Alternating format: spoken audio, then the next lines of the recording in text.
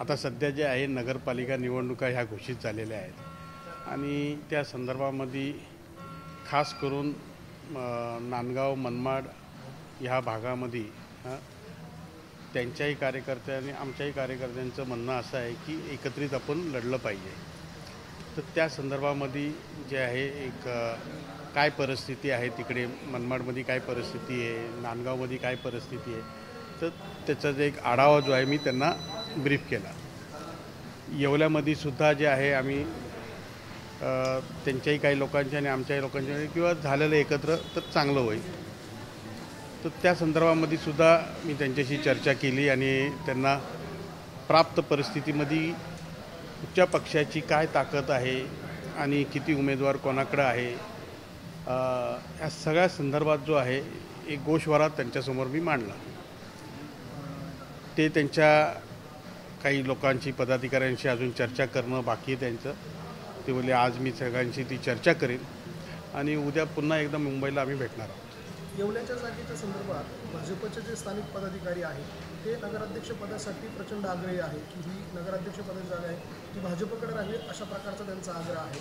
ही जागा आपल्याला मिळावी असा आपला आग्रह असणार आहे का महायुतीमध्ये? आम्ही सुद्धा आमच्या राष्ट्रवादीतर्फे जे आहे नगराध्यक्षपदासाठी आम्ही प्रमुख दावेदार आहोत. आजही जर बघितलं तर नगरसेवक जे आहे हे सर्वात जास्त जे आहे राष्ट्रवादी काँग्रेस पक्षाचे आहे आणि म्हणून आमच्या पक्षाच्या वतीने आम्ही त्यांना विनंती केलेली आहे की नगराध्यक्षपद जे आहे थेट जे आहे आमच्याकडे असू द्या आणि नगरसेवकांसाठी जे काही पदं त्यांच्यासाठी पाहिजे त्या संदर्भात आपण बसून चर्चा करू शकतो. प्रामुख्यानं कोणत्या नगर परिषदांवरती थेट नगराध्यक्षपदासाठी आपला दावा असणार आहे?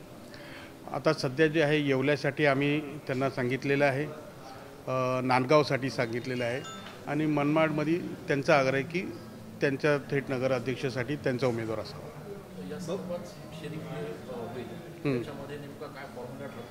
नाही, अजून तसा काही फॉर्म्युला ठरला नाही आहे. इलेक्टिव्ह मेरिट हे त्यांच्या बाजूनी पण ते आलं आणि आमच्या बाजूनी पण आहे.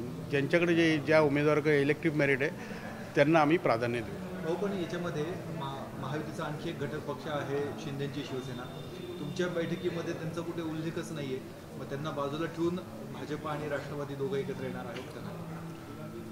आता येवला आणि मध्ये जे आहे त्यात आम्ही स्वतः जे राष्ट्रवादी स्वबळावर सगळ्यांची तयारी आहे लढण्याची.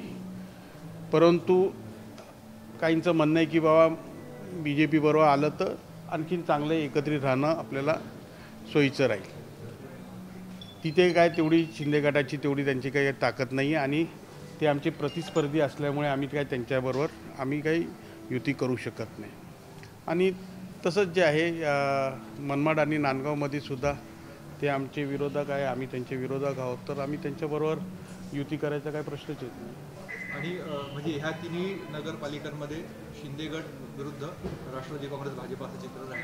नाही, आम्ही तर लढणारच आहोत, परंतु आमचा मानस आहे आमच्यातल्या कार्यकर्त्यांचं काही जणांचं म्हणणं आहे आणि प्लस BJPमधल्या काही जणांचं म्हणणं आहे की राष्ट्रवादी आणि BJP अशी जी आहे ही सांगड बसली पाहिजे असं सगळ्यांचं म्हणणं आहे. म्हणजे हा फॉर्म्युला राष्ट्रवादी भाजपचा हा काही ठराविक ठिकाणी असणार नाही का? तो सरसकट सगळीकडे युनिफॉर्म असावा?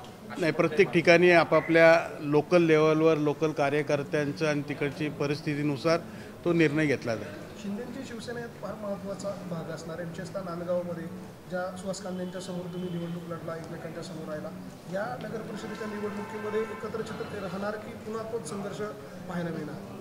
नाही, मी आता तेच सांगितलं, ते आमचे विरोधक, आम्ही त्यांचे विरोधक, तर आम्ही एकमेकांसमोर आमचे कार्यकर्ते जे आहेत ते सगळे तयारच आहेत निवडणुकीसाठी.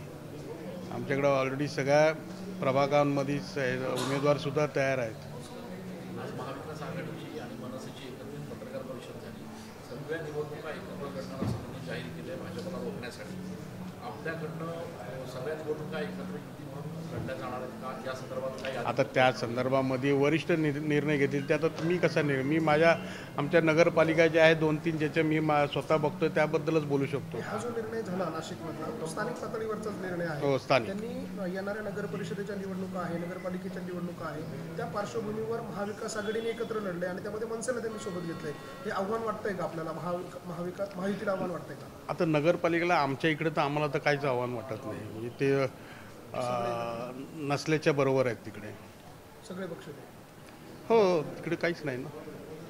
भाऊ, आता तुम्ही जो निर्णय घेतला आहे शिवसेना शिंदेच्या विरोधात लढण्याचा, याबाबत तुम्ही वरिष्ठ पातळीवर सांगितलं आहे का?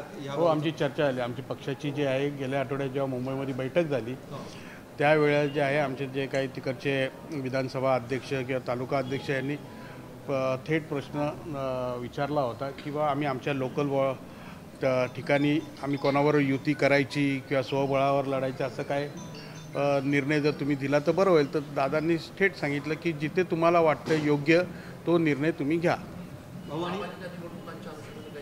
नाही, महापालिका आणि जिल्हा परिषद संदर्भात अद्याप काही चर्चा झालेली नाही.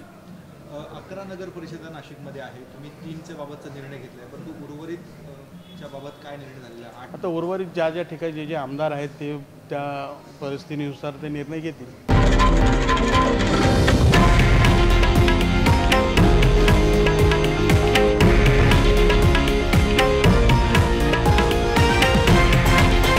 हे आहे देशातील नंबर 1 न्यूज नेटवर्क आणि आपण पाहत आहात TV9 मराठी, एकमेव.